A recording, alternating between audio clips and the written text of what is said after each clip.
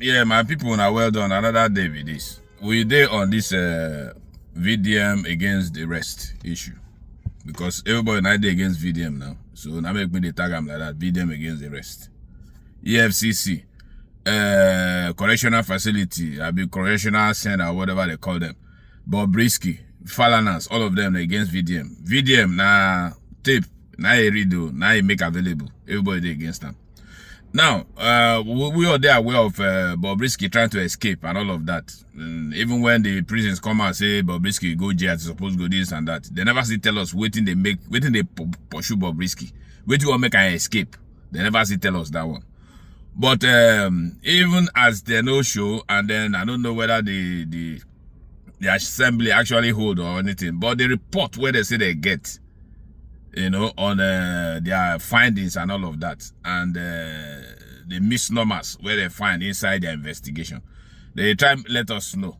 Now, so I just want to play and give an Amokona listing, then we'll take it from there. And I'm still going to do another video, you know, where I will be able to explain a little bit on waiting they happen since and waiting they go on. So when I listen to this one, then we'll take it from there. Phase report of the independent investigative panel on the alleged corruption, abuse of power, torture, cruel, inhuman and degrading treatment against the Nigerian Correctional Service, which is being submitted today to the Honorable Minister of Interior, Honorable Dr. Olubimi Tunji Ojo. Executive summary. This interim report, which is the phase 1 report of the panel, focuses on the findings in relation to the investigation into specific cases, namely Mr. Idris Okuneye, widely known as Bobrisky, and to verify if he served his sentence in the Nigerian Correctional Service custodial centers, and to ascertain the veracity of the claim that an inmate in Kuje Custodial Center was intimidated, threatened, and defrauded by the officer in charge. It also highlighted other alleged violations by correctional officers which require further investigation as well as effective solutions. The finding of the panel thus far shows the following. 1. The panel did not find any evidence thus far that suggested that Mr. Idris Okuneye slept outside the custodial center during the period of his imprisonment, which was from 12th April 2024 to the 5th August 2024, with a 6 months correctional sentence with the usual remission applicable. During this period, he was transferred from Ikoyi Custodial Center to Medium Security Custodial Center, Krikri Apapa, Lagos, and that was on the 12th of April. On the 22nd of April 2024, he was transferred from Medium Security Custodial Center, Krikri, to the Maximum Security Custodial Center, from where he was discharged after completion of his sentence on the 5th of August 2024.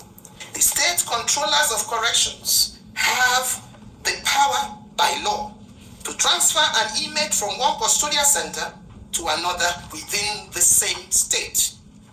Proper documentation of Okuneye Idris was not made prior or as he was being transferred from Ikoyi Custodial Center to Medium Custodial Center, Medium Security, and from the Medium Security Custodial Center, to the Maximum Custodial Center, Lagos. The documents were later provided on the 28th of September 2024 and backdated to the 12th of April 2024 and 22nd April 2024 respectively. These are in violations of Section 168 and 169 of the Nigerian Correctional Service Standing Order Custodia. The transfer of Mr. Okuneye Idris from the Medium Security Kirikiri, Lagos, to the Maximum Security Kirikiri, Lagos, being a first offender, violated Section 16.4a and Section 16.4b of the Nigerian Correctional Service Act of 2019. The panel also found that Mr. Okuneye Idris enjoyed several privileges while in custody. both at the medium security and the maximum security custodial centers, which include especially the following: furnished single cells, humidifier, lots of visits by his family members and friends as he desired, visit by his family members and friends held inside the office of the in charge of the custodial center, floor rug, self-feeding, designated inmates to run errands for him, access to fridge and television, and possibly access to his phone. It is necessary to further investigate if the above privileges provided for Okuneye Idris were financially motivated and based on corrupt practices by correctional officers. The panel believes that the peculiar case of the inmate and the inmate's physical look and behavior pose a threat, and the lack of laid down rules for the treatment of such a case may have necessitated such privileges to be granted to Okuneye Idris. On the issue of Abdul Rashid Minor's son sending money to the personal account of the Kuje Custodial Center deputy in charge, who is the deputy controller of corrections, Kevin Ilafosi Ikechukwu. This was found to be true. The panel is of the view that DCC Kevin Ilafosi Ikechukwu acted unethically and brought himself and the Nigerian Correctional Service to great disrepute by requesting and receiving money into his personal account from Abdurrashid Minor's son. For us, we have nothing to hide, and for us, it's about reform and it's about cleaning the process and making sure that we build strong institutions, and we build institutions that will uplift each and every one of us. The Nigerian Correctional Service is a key institution within our justice system. And within even the national security architecture, the Nigerian Correctional Service is a very, very key institution. And therefore, any form of corruption, any form of malfeasance, any form of abuse of power, torture, cruelty, inhumane and degrading treatment will never be accepted. So for us, we've started the journey. Whoever the officer might be, I don't care where he's from, if we found wanting, according to this report, will pass through the necessary disciplinary. My people are here and there now. How this, in fact, that is their submission for their findings, and then how money transferred, from personal account into the Ogadem account, and I don't hear them. So if that will not be corruption, and if Idris never commit anything there, they are not the one see as corruption for correctional center.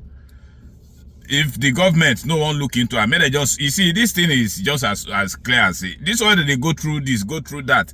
They do this, they do that, make it blasted that they work.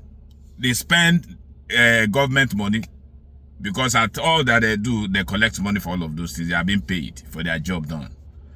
May they just come out straightforwardly tell us, say, yes, Idris, go jail, we know say no go jail, now we arrange them. Anything I want to do, more I do. We don't stop this case cannot go further. God is what they do, but even some they come out and say, anyway, that I will speak about that in my next video. But when I don't hear them, and that is the only reason why the Oga for prisons, where he talk in Olubumi, all of us trust him. Because, or at least the majority of us trust him for the job when he don't do so far. And even VDM commended him for his job that he's done so far in the prisons. At the end of the day, what will happen? Now the young officers go suffer this matter. Now then go suffer that, because it has the thing they pen down. Now don't they go down to those where errand boys, those where they use for inside jail, those where you transfer money to money and all of that. So, but at the end of the day, we are talking about corruption. Whether na small pikin, whether na young person, whether na errand boy, na commit the corruption, let them be brought to book. That's what we are talking about. Bobrisky cannot come into jail now, can't turn that place to palace. begin live, and I think say it dey okay for other people where they come inside that same jail, they serve their jail term. You know, work like that.